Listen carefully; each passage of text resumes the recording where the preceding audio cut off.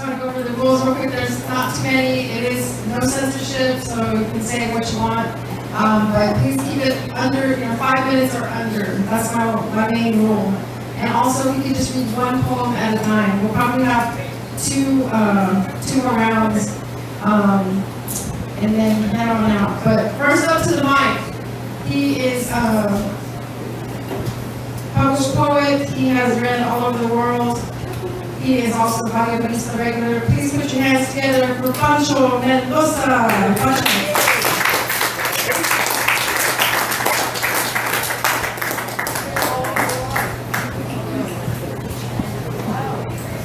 You can also purchase his book here at Barista.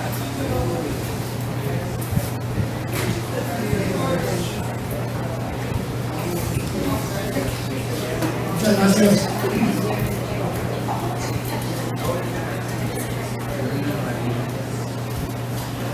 Esto se llama tango de mi muerte.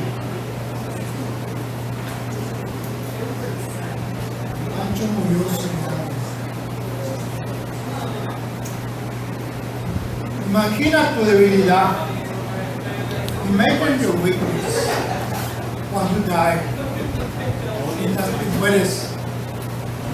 De pronto una lejana brisa musical, suddenly distant musical breeze, brota y anuncia tu pasado.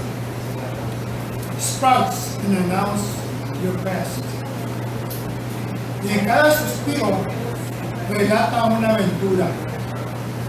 Each breath relates an adventure. Tratas de bailar ese tango asesino. You attempt to dance that murderous tango con una dama vestida de negro, with a lady dressed in black. Sientes su cuerpo, respiras su perfume. You can feel her body and breath. You smell her perfume. De repente los dos bailan lentamente desnudos. Suddenly both are dancing completely new. No existen secretos, no more secrets. Ella penetra tu cuerpo y descubre todo. She penetrates your body and discovers everything. Observas tu paso doble y tus deseos aumentan. You observe her double step and your desire increases. With each third step, I feel like a martyr. Mi cuerpo se engancha con ella. My body is able to survive. Dios, dame más vida, fuerza. Oh God, give me that strength. Para terminar ese último tango de mi muerte. So I can finish the next tango of death. Y tú, mujer, dame el tiro de gracia. Toma. Kill me. Thank you very much.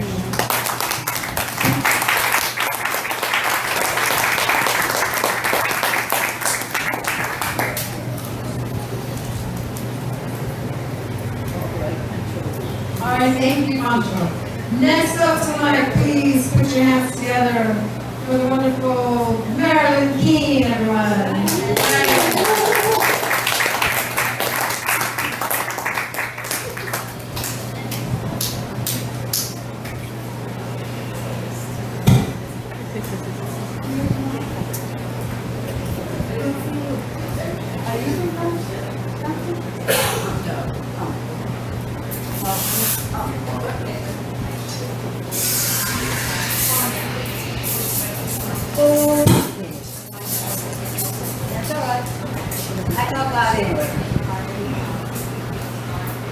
I was 5 years old. Must have taken the horse from the barn. It was a gentle horse, a huge horse. It had hair on its feet. It must have been a Clydesdale. It was a horse though. Wanted so much to ride west, don't know why. Fell out onto a bridge. up high. Took the horse to some fence, climbed the fence, climbed back onto the horse. The horse kind of snickered at me. He looked around at me. I didn't care. Was riding spread eagle knee, holding on to his knee. Grandpa Stain laughed at me too. I'll wash your clothes, he said. I came back with the horse back in the stall. Mother wondered why I was all wrinkled. She was rich.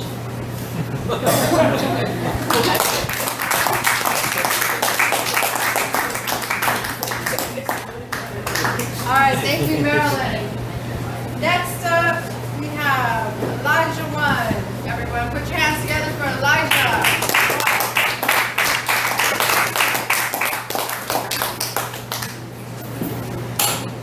Sorry, the mic's, yeah, mic's back.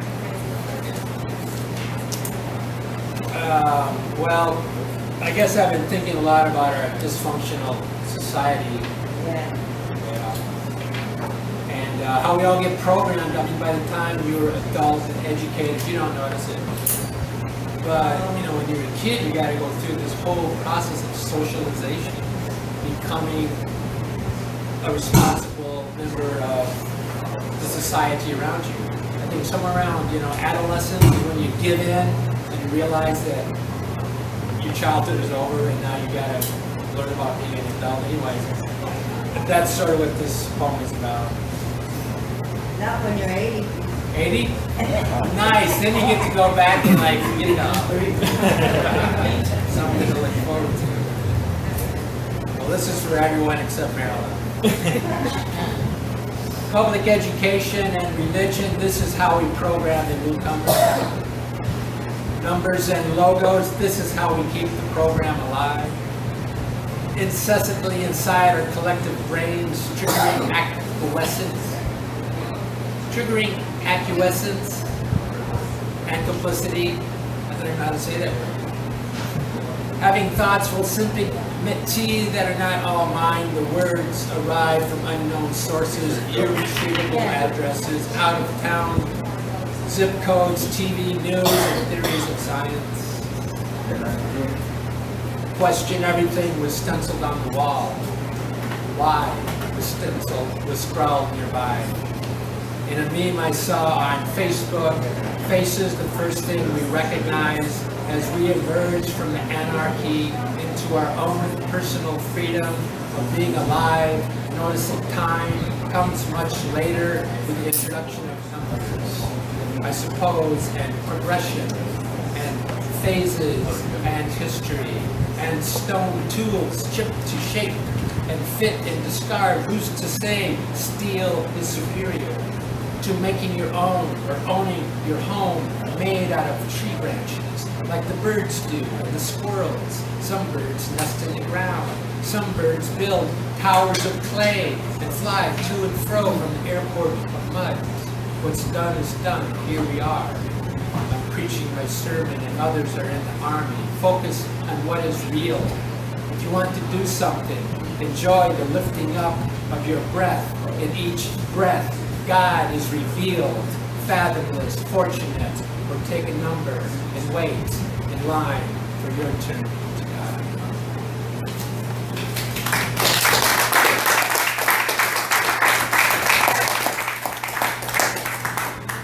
All right, thank you. Next up, we have Tom King. Tom, everybody.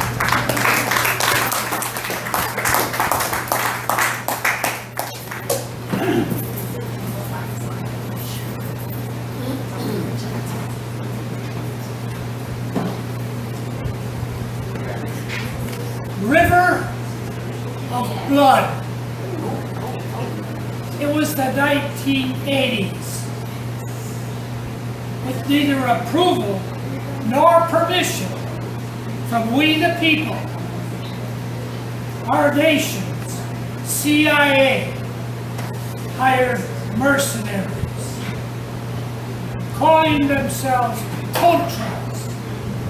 They raided Nicaragua's isolated villages, killed the workers for health, literacy,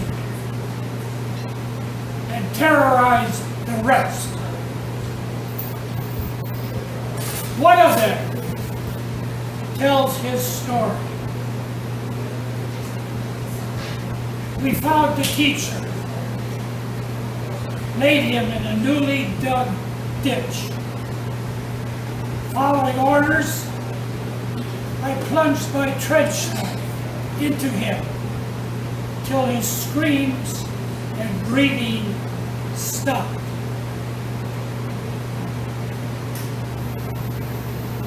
Later, I went to the river to wash my hands and face. In a flash, the river turned to blood. That night, I slipped away, never to return.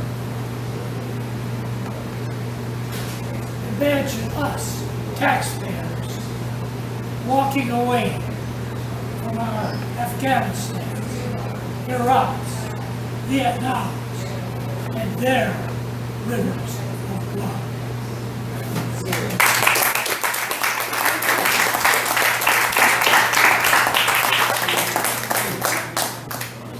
Thank you, Tom.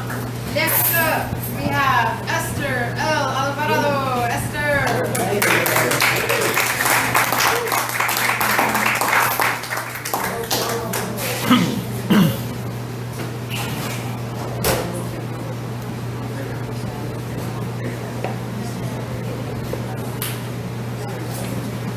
This one is called Millions. Millions spent on frivolous private trips by members of this administration. Millions spent on frivolous trips from the White House to Trump Tower to Mar-a-Lago from the president of this nation. Millions spent on security for all first family members, but it was said as a matter of fact, Puerto Rico threw our budget out of whack.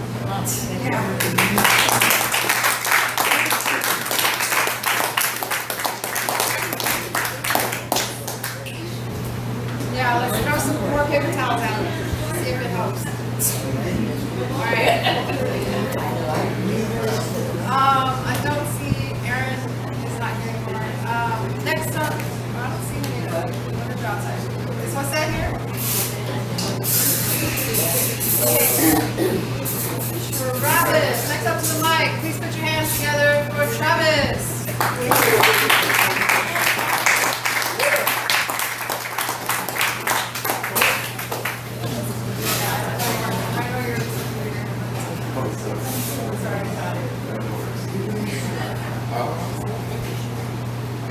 Let's see which poem. I wanted to pick a funny one because I'm feeling in a funny mood. But I can't think of one. Let's see.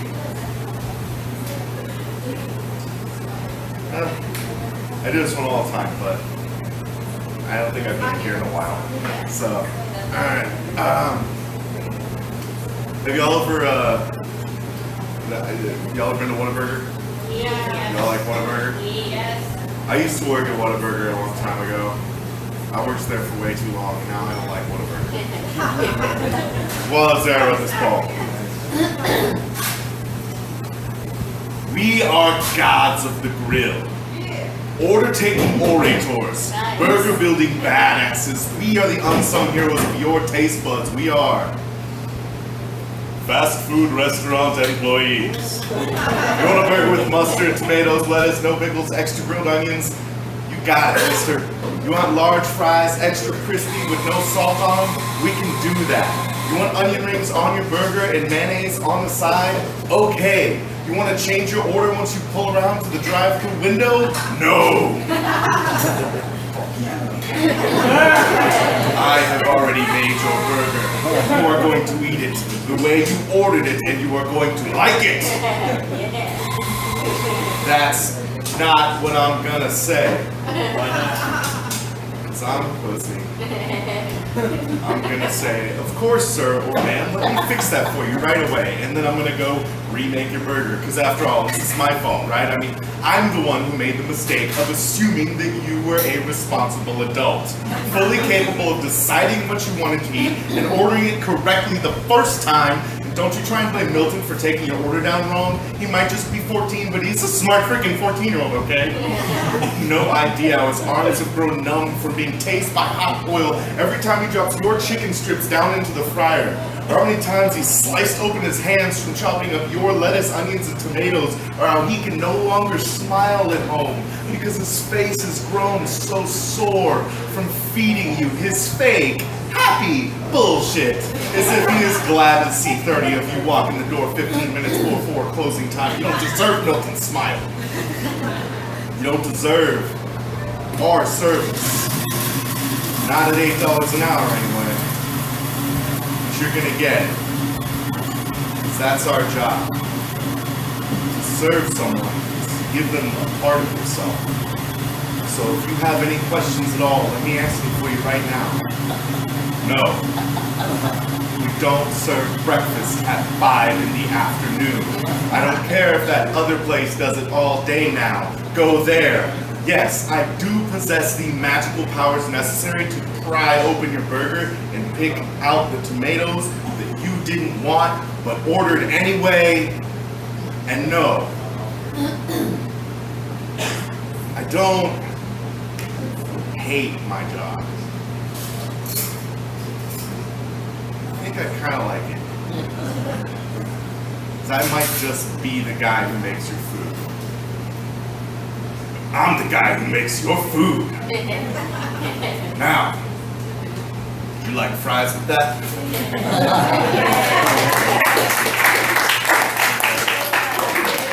Ed Vega, he also represented San Antonio recently in Denver, and he won second place in the high school.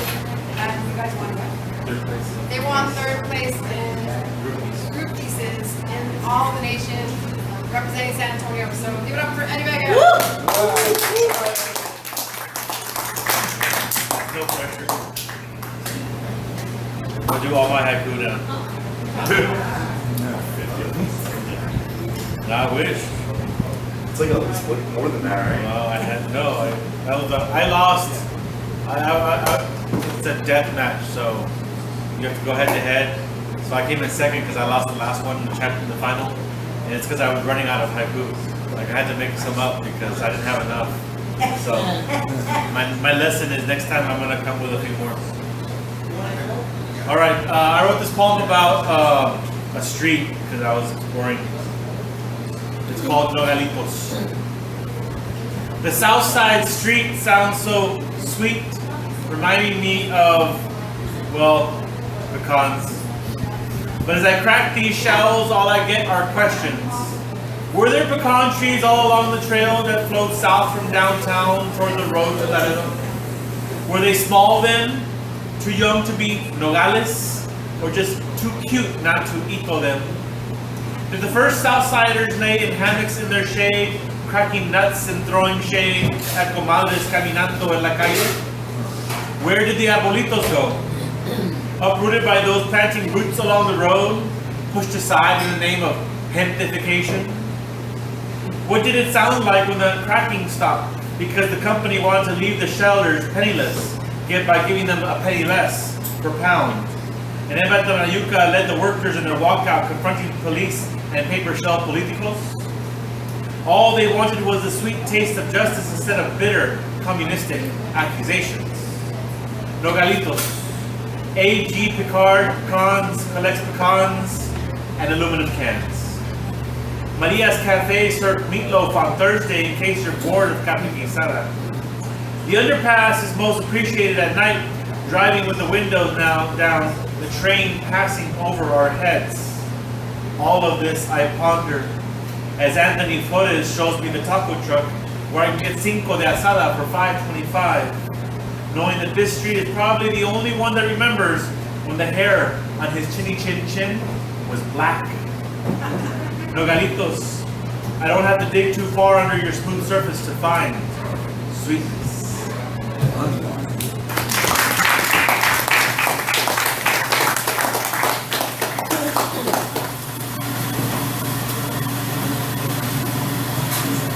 Okay.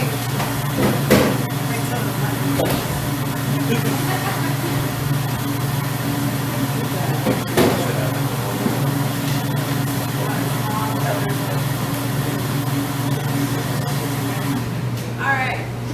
Next up, put your hands together for Marie. Marie, everybody.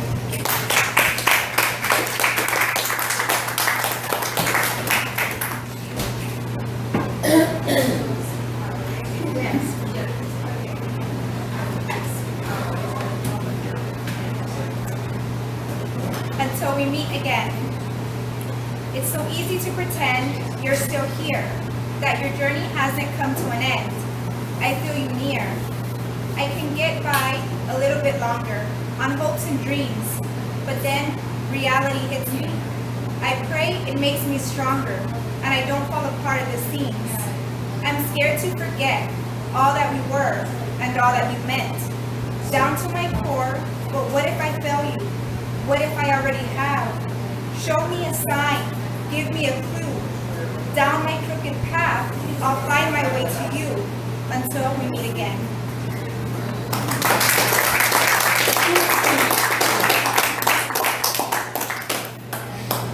All right, next up, I believe this is this poet's first time to hear at Barrio Barista. Please give a warm round of applause for Carrots. Carrots, everyone.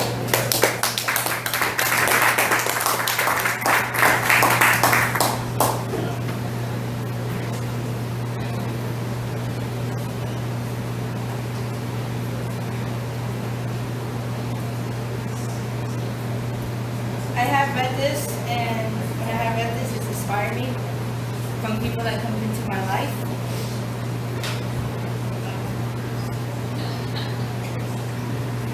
People come into your life for a reason, a season, or a lifetime. When you know which is, or which, when you know which one it is, you will know that you will know that.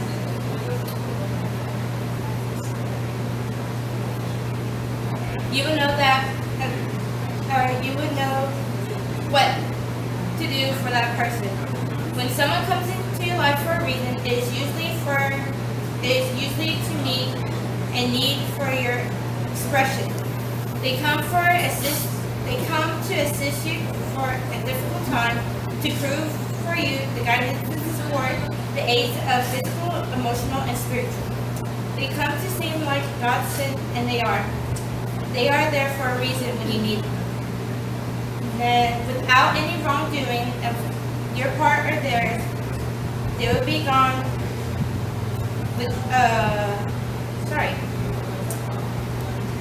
without any wrongdoing on their part and inconvenient time, this person will say or do something to bring that relationship to the end.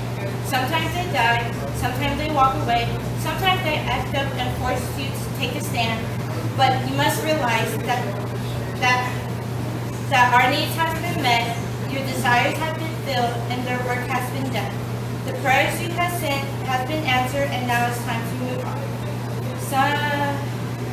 Some people come into your life for a season because it's their turn.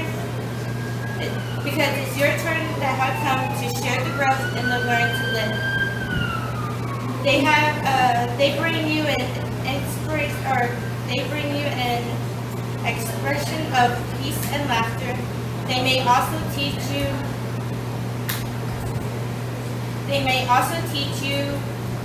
a lesson that you never learned or done before. They usually bring an unbelievable amount of time, joy, and happiness. Believe it, it's real. But that's only for a season. Now, lifetime relationship teach you a lifetime lesson. Things you must build upon in order to have a solid foundation. Your job is to accept the lesson, love the person, and put that lesson to use in all other relationships and areas in your life. It is said that love is blind and friendship is permanent. Thanks for being part of my life, whether you're here for a reason, a season, or a lifetime.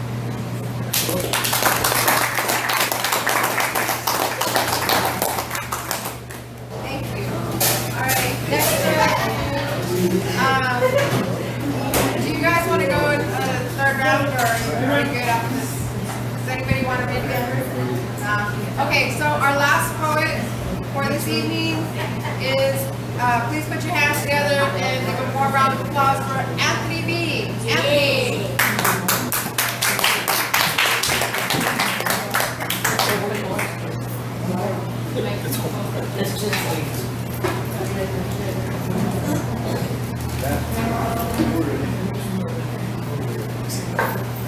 This poem is called Bastards. She was so young with eyes of light. The road was clear even in the night. They told her to live under their wing. They said it was where it's safe to be. But she wondered what it was like to be a woman in a man's eyes. She changed her walk, her talk, and her thoughts. The road was blocked, so she took a left. They told her she was beautiful all alone. She said it's where they want to be. And they wondered what it was like to steal a girl's virginity. She believed the words they fed. Warning, cliffside, drive slow, you'll be dead. Left her morals behind, left aside. They said not to worry, they're old enough. She wondered if she can break the cuffs to be free from a lonely heart. She cried all night and day, the road led her back to start. They told her life was easy. They said you can do it all alone on your own.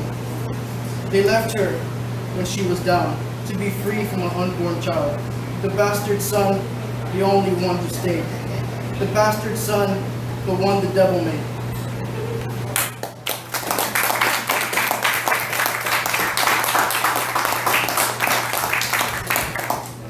All right.